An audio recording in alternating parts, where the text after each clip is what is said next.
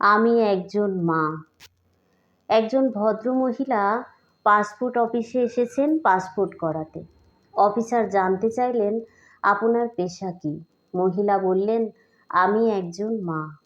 আসলে শুধু মা তো কোনো পেশা হতে পারে না। যাক, আমি লিখে দিচ্ছি, আপনি একজন গৃহিণী। মহিলা খুব খুশি হলেন। পাসপোর্টের কাজ কোনো ঝামেলা ছাড়াই শেষ হলো।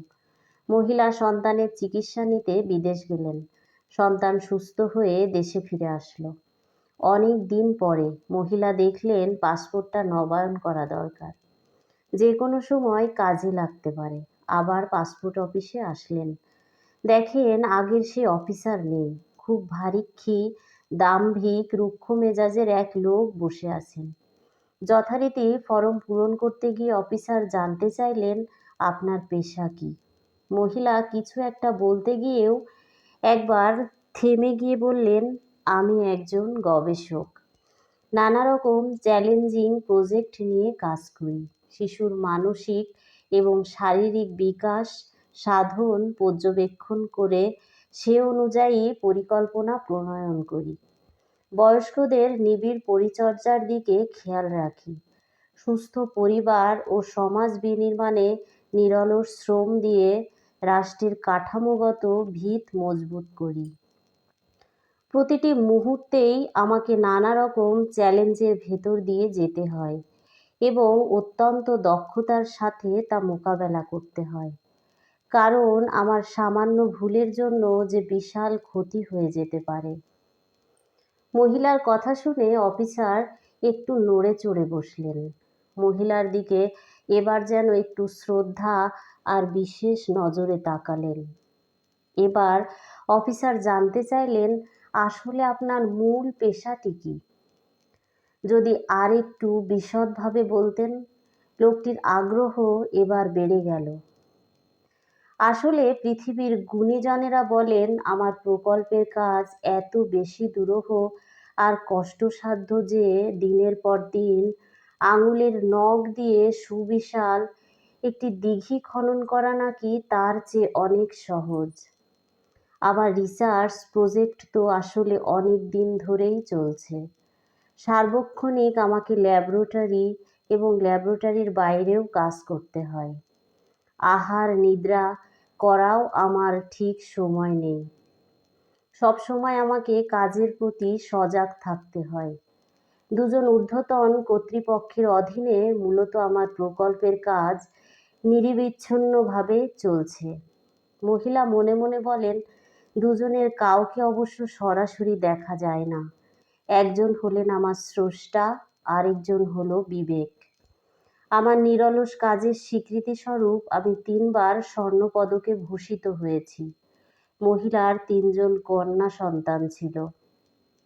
এখন আমি সমাজবিজ্ঞান, স্বাস্থ্যবিজ্ঞান আর পারিবারিক বিজ্ঞান এই 3টি ক্ষেত্রেই একসাথে কাজ করছি, যা পৃথিবীর সবচেয়ে জটিলতম প্রকল্পের বিষয় বলা যায়। প্রকল্পের চ্যালেঞ্জ হিসেবে একটি অটিস্টিক শিশুর পরিচর্যা করে মানুষ হিসাবে গড়ে তুলছি প্রতিটি মুহূর্তের জন্য।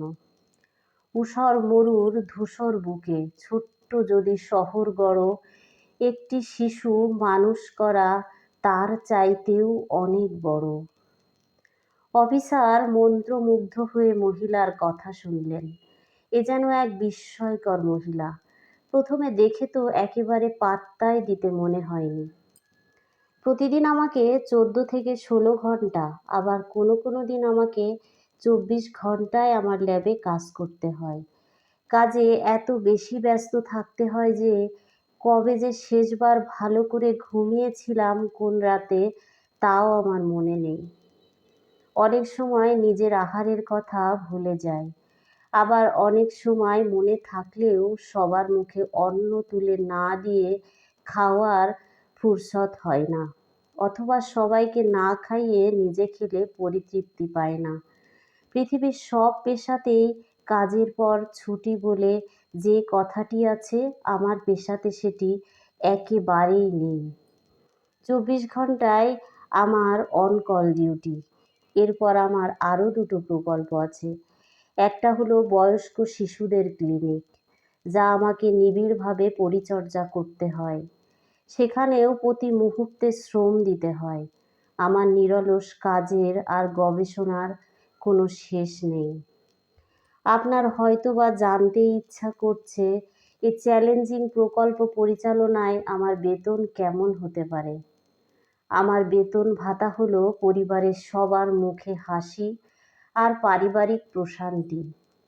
এর চেয়ে বড় অর্জন আর বড় প্রাপ্তি যে কিছুই নেই। এবার আমি বলি, আমার পেশা কি? আমি একজন মা। এই পৃথিবীর অতি সাধারণ এক মা। মহিলার কথা শুনে অফিসারের চোখ জলে ভরে আসে। অফিসার ধীরে ধীরে চেয়ার ছেড়ে ওঠেন। নিজের মায়ের মুখ চোখের সামনে ভেসে ওঠে। তিনি খুব সুন্দর করে ফর্মের সব কাজ শেষ করে মহিলাকে সালাম দিয়ে দরজা পর্যন্ত এগিয়ে দেন। তারপর নিজের রুমে এসে একটি ধূসর হয়ে যাওয়া ছবি বের করে ছবিটির দিকে অপলক চেয়ে থাকেন। নিজের অজান্তেই চোখের জল টপ টপ করে ছবিটির উপর পড়তে থাকে। আসলে মায়ের মাঝে যেন নেই কোনো বড় উপাধির চমক, বড় কোনো পেশাদারিত্বের কর্পোরেটে চকচকে ভাব। কিন্তু কত সহজেই পৃথিবীর সব মা নিঃস্বার্থভাবে প্রতিটি পরিবারে নিরলস শ্রম দিয়ে যাচ্ছেন।